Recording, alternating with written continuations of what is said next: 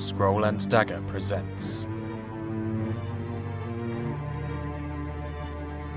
The Pensive Tower.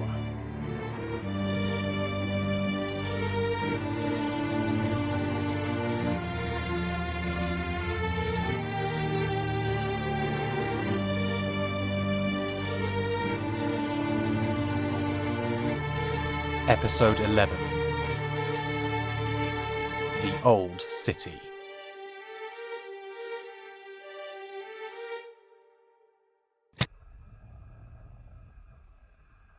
This is the memory of Baalasz Alen'Atir, Diman, aged 23, identified as male.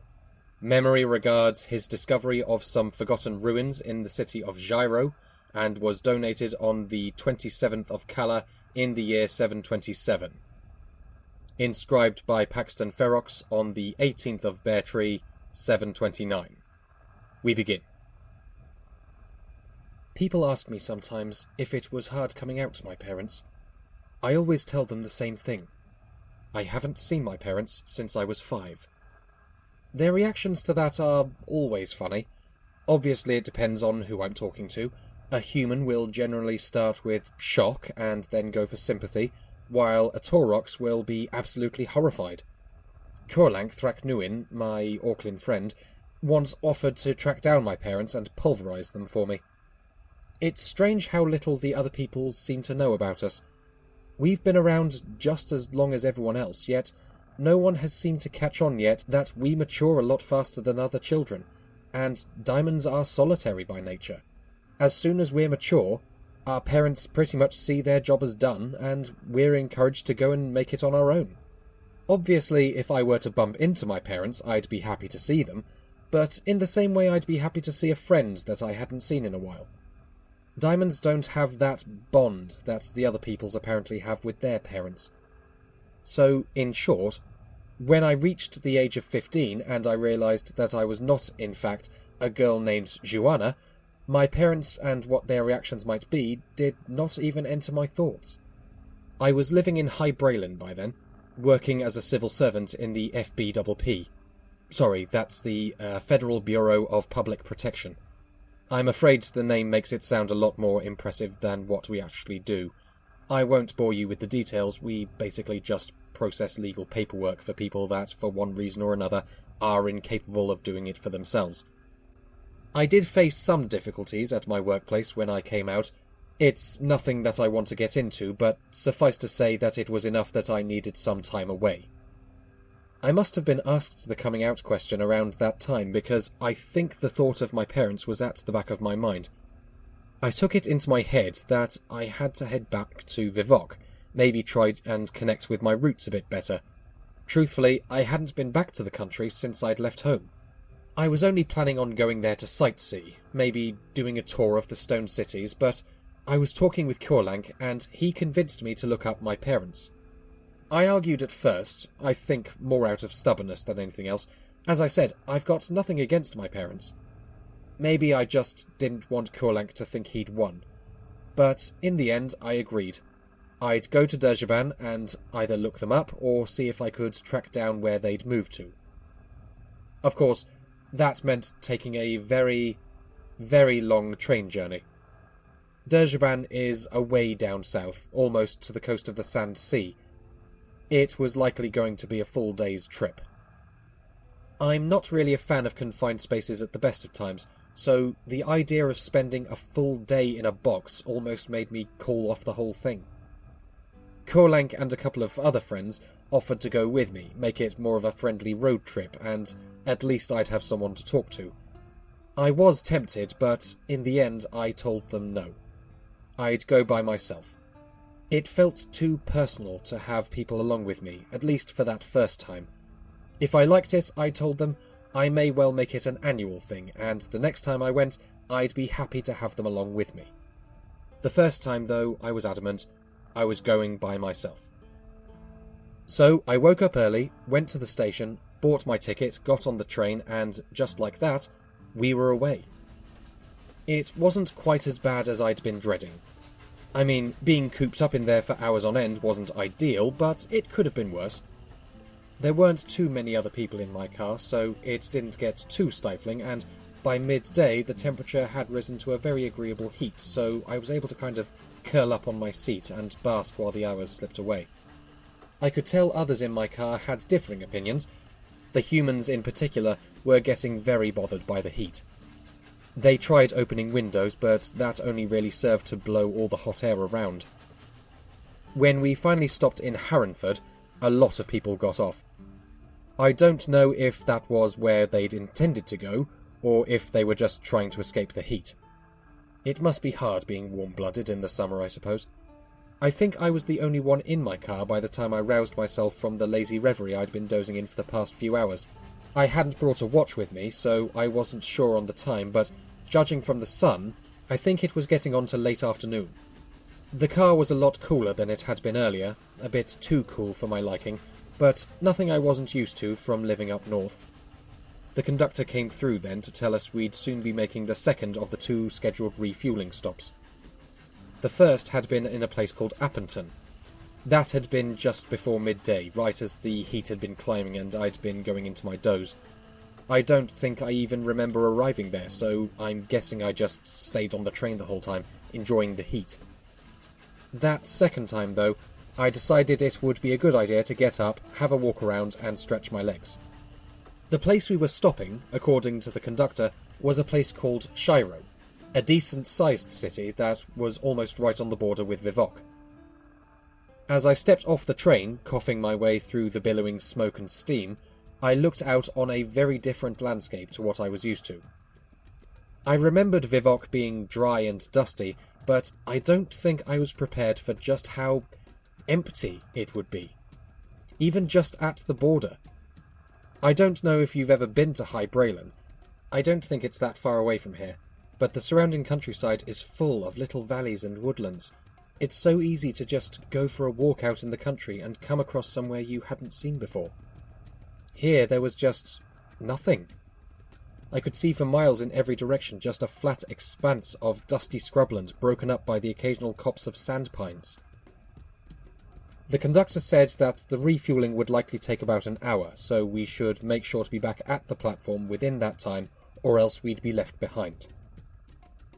I turned my back on the dusty expanse and made my way through the station and out into Szairo. It was not what I'd been expecting, which is ridiculous because, honestly, I hadn't really been expecting anything. I had the vaguest memories of my birth country.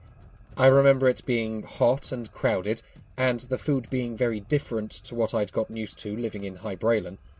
I guess I'd expected Szairo to be exotic, strange and yet familiar, a place that would give me a taste of my homeland and maybe reawaken something I'd forgotten that would make me feel an urge to return to Djurban.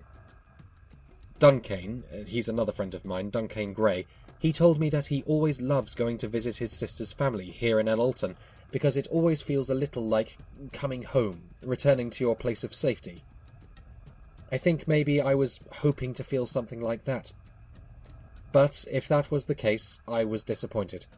Szairo was much like anywhere else I'd ever visited. The only difference was the climate was hotter and drier. There were a few more diamonds walking around than I was used to seeing, which was nice, but other than that, it was just ordinary.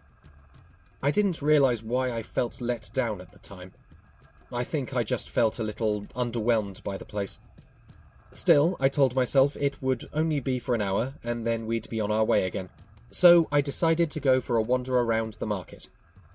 There was at least some things here that you would not find in High Braylon.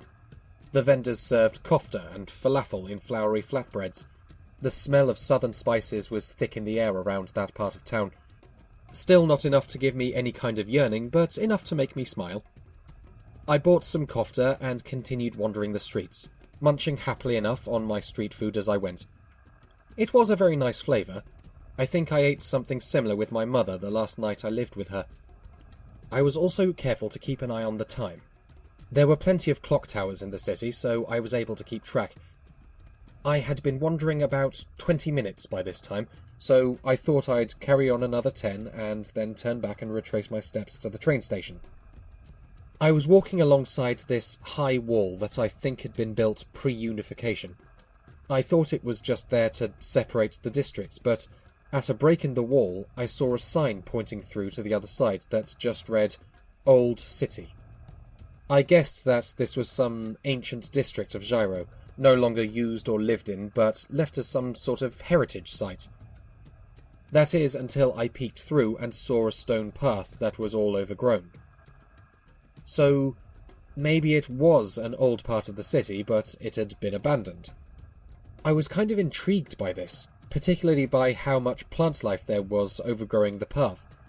There was some greenery around Szairo, but it was mostly scrub grass, or else the tall sand pines which I'd seen dotting the surrounding landscape, which, in the town, lined the streets.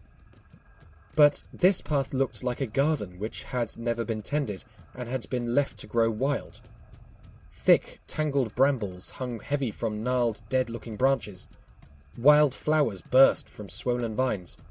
There was so much that the way the path led was completely obscured. I glanced around to see if anyone nearby could tell me anything about this, but everyone I saw acted as if they couldn't even see the path. No, more than that, it was like they were all pretending that it didn't exist. Every person I saw walking past had this fixed expression on their face, looking dead ahead. It was so unnatural, I could tell they were averting their eyes from where I stood. I considered just heading back then and there. I'd be back at the station early, and this path might be trouble. But something about it pulled me in. I couldn't help myself. I just had to know what was through there. I don't know why I was so interested. I've never been particularly enthused by history, and the thick overgrowth of the path meant it was going to be difficult to get through. A lot more difficult than seeing some mouldy old ruins would be worth. Especially since they would likely be little more than piles of rocks by now, if the state of the path was anything to go by. But I had to go.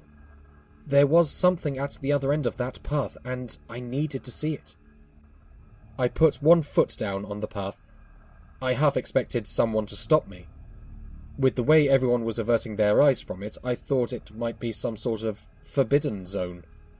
But no, everyone just kept walking by, ignoring the paths and, by extension, my existence. Satisfied I wasn't going to be stopped, I pushed my way in. It probably would have been harder for a human to get through.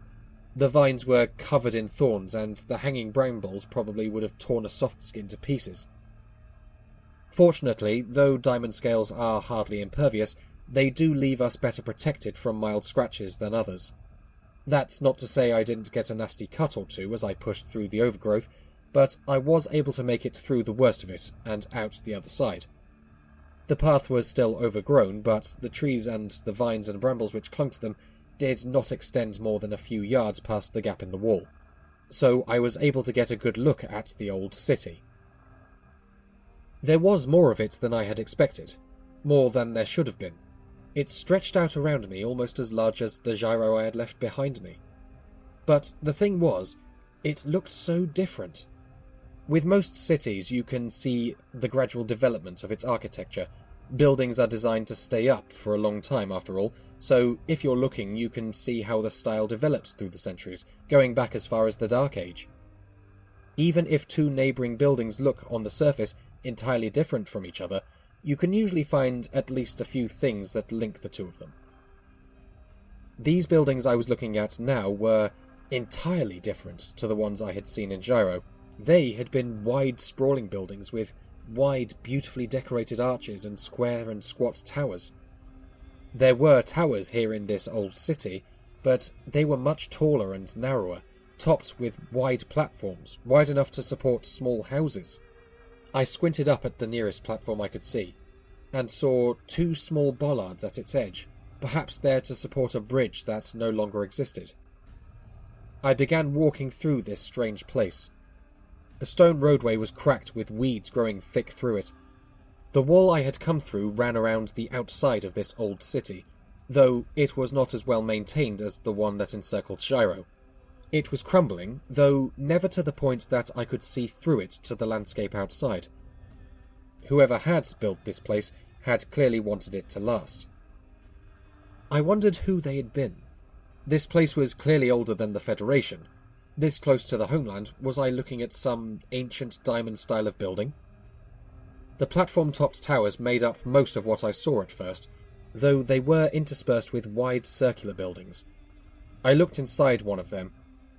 It was in ruins, like everything else, but I was pretty certain that it had never had a roof or any interior walls. I wondered if this was some kind of meeting place. I kept on going. I should have gone back. I knew I was going to miss my train unless I ran the whole way back, but something told me I hadn't found all there was to see in this place yet, and, for some reason, I was determined to find out what that was. At least, I wanted to find out who had lived here and what had happened to them, and something told me I wasn't likely to get any answers from the people pretending that the place didn't exist. I eventually came upon another of those circular buildings, but it was bigger than the ones I'd seen already. It sat in the middle of this wide open plaza. I could see raised areas at each corner. Maybe this was a town hall, I thought, or some church to a forgotten religion. Curious, I went at first to investigate, but as I got closer, I saw that this building, whatever it was in a terrible state, worse than anything else I'd seen up to that point. The walls looked like they were barely holding together, and I knew going inside would be an incredibly stupid thing to do. I'd seen enough, I decided. If I hurried, I could still make it back in time to get my train. I turned to go. And that's when I heard it. It was a whispering. Like the wind, but it was definitely words. Words in a language I didn't know. I definitely didn't know it, but somehow I knew what they meant. It was beckoning me towards the building. There was something I had to see. Something it wanted me to see. I knew it was a bad idea. I must not have been in my right mind. On any other day I would have run, possibly screaming from that place. But on that day, in that moment, I wanted to see just what it was that this voice wanted to show me. I walked towards the building. At first I thought it was just as I'd thought it was, just a larger version of the other circular buildings I had seen. But as my eyes adjusted to the dimness inside, I saw that wasn't the case. The walls of the other building had been bare white rock. Inside here, the walls were decorated with stone reliefs, 4 of them in total. I think at one point they must have been beautifully detailed, but age had worn all that detail away so that now only the basic images were visible, and then only just. There were a few details that were still visible, blades of grass or writing or tools, enough to show that a lot of time and effort had been put into creating these works, which made it all the sadder, I suppose, that all of it was gone now. One thing was consistently missing. The people depicted in the reliefs had no features. I know that might just be a result of the wearing of age. Facial features are probably quite delicate in stone, so they get worn away easily, but I'm sure if it had just been natural wear and tear, there would have been something left. Hair, ears, the occasional remnant of an eye or mouth. But it was as if someone had gone around to each relief and painstakingly erased every face. I spent a long while looking at those reliefs.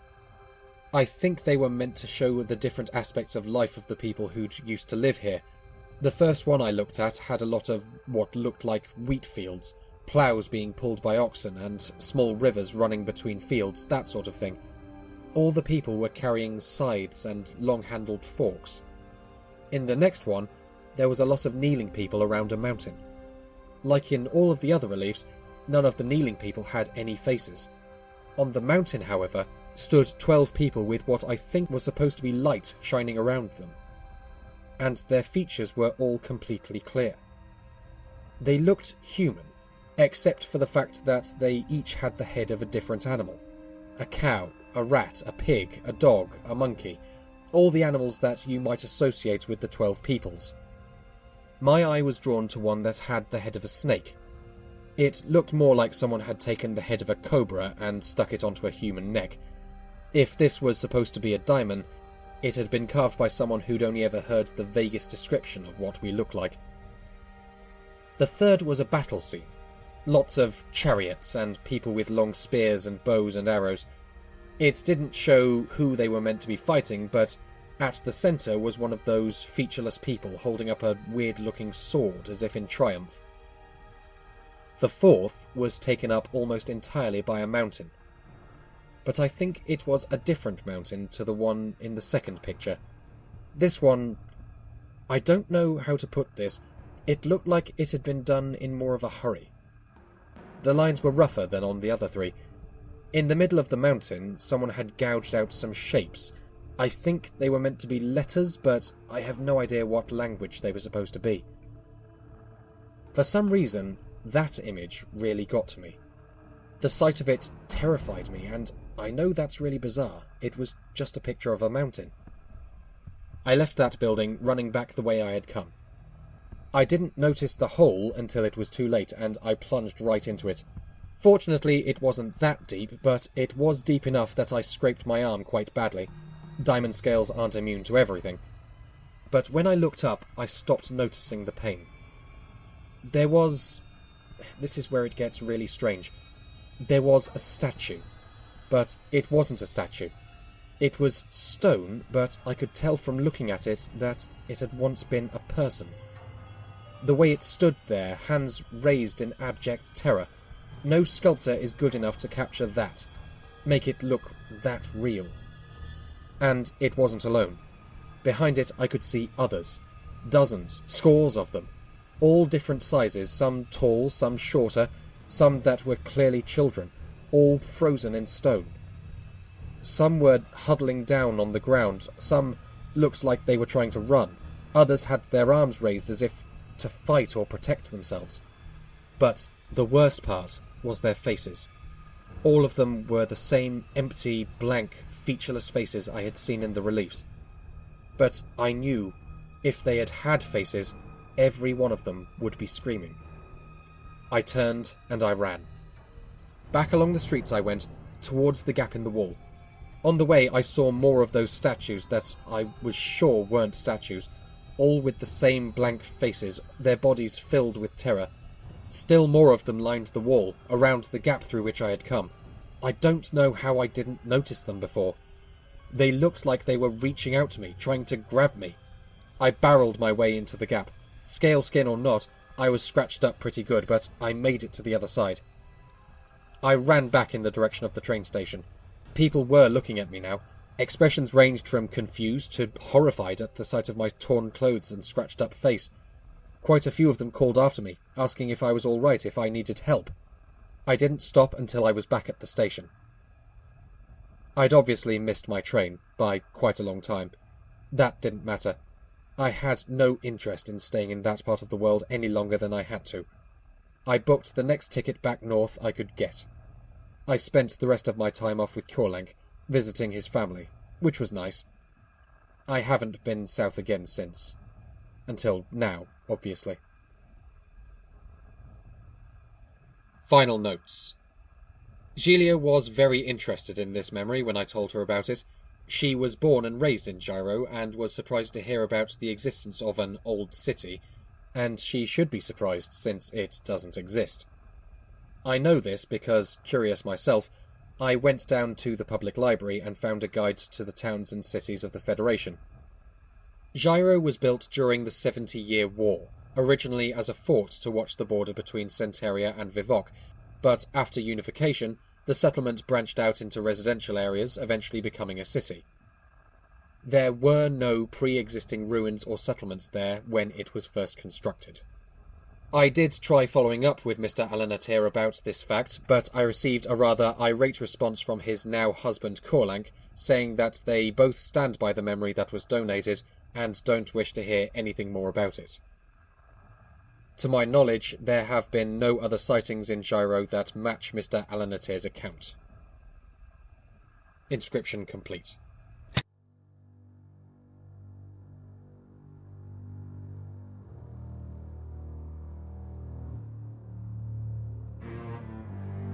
The Pensive Tower is a podcast distributed by Scroll and Dagger and licensed under a Creative Commons Attribution Non-Commercial Share-alike 4.0 international license.